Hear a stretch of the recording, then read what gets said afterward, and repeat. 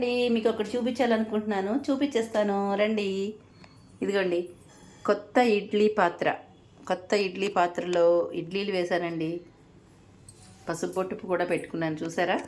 కొత్త వాటికి ఎప్పుడు పసుపు బొట్టు పెట్టుకుని వాడుకోవాలన్నమాట.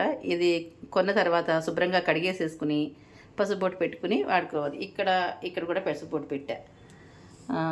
అయితే ఇదిగోండి ఇడ్లీ పిండిలో నేను జీలకర్ర వేస్తాను. మీ అందరికీ తెలిసే ఉంటుంది, జీలకర్ర వేసుకుంటే డైజెషన్కి బాగుంటుందన్నమాట. అందుకని నేను ఖచ్చితంగా జీలకర్ర వేసే తీరుతాను. నాకు చాలా ఇష్టం ఇలా జీలకర్ర వేస్తే, మా అమ్మాయికి కూడా చాలా ఇష్టము. అందుకని జీలకర్ర వేస్తాను, ఎక్కువ జీలకర్ర వాడతాను నేను. ఇదిగోండి వేడి ఇడ్లీలు అయిపోయింది, ఇప్పుడే ఆపాను. చూసారా, పొగలు వస్తుంది. ఇట్లా వేడిగా సర్వ్ చేసుకొని తింటే అద్భుతంగా ఉంటుంది కదా. మూత పెట్టేద్దాం ఆ వేడంతా పోకుండా.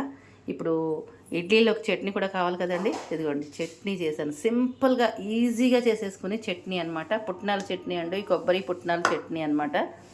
ఏం లేదండి, కొద్దిగా ఆయిల్లో దీంట్లో కొంచెం అంటే కొంచెం, నేను ఎంత ఆయిల్ వేస్తానో మీ అందరికీ తెలుసు. కొద్దిగా ఆయిల్లో నేను పచ్చిమిరపకాయలు, కారానికి సరిపడా పచ్చిమిరపకాయలు వేయించేసుకుని తీసుకున్నాను, అంతే. ఓన్లీ పచ్చిమిరపకాయలు.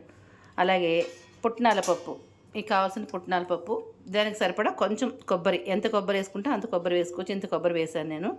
కొబ్బరి, వేయించుకున్న పచ్చిమిరపకాయలు, పుట్నాల పప్పు వేసేసుకుని ఉప్పు పసుపు వేసుకోవాలి. దీంట్లో మీ రుచి బాగుండడానికి, సూపర్గా ఉండడానికి జీలకర్ర వేసుకోండి. అది కూడా పచ్చి జీలకర్ర, 1 స్పూన్ జీలకర్ర వేసేసుకోండి. వేయించకుండా పచ్చి జీలకర్ర వేసుకుని మిక్సీ పట్టేసేయండి. కొంచెం నీళ్ళు పోసేసుకుని మీకు సరిపడా ఎంత పలుచగా కావాలో అలా చూసుకుని మిక్సీ పట్టేసుకోండి. అంతేనండి, పచ్చడి సూపర్గా ఉంటుంది, చాలా బాగుంటుంది. ఉల్లి వేయక్కర్లేదు, వెల్లుల్లి వేయక్కర్లేదు, అల్లం కూడా వేయక్కర్లేదు. చాలా రుచిగా ఉంటుంది. ఈసారి ఇలా చేసి ఎలా ఉందో నాకు కామెంట్లో తెలియజేయండి. అలాగే మన కొత్త ఇడ్లీ పాత్ర ఎలా ఉందో కూడా కామెంట్లో తెలియజేయండి. బాగుంది కదా, నాకు అయితే భలేగా నచ్చింది, మెరిసిపోతుంది చూడండి.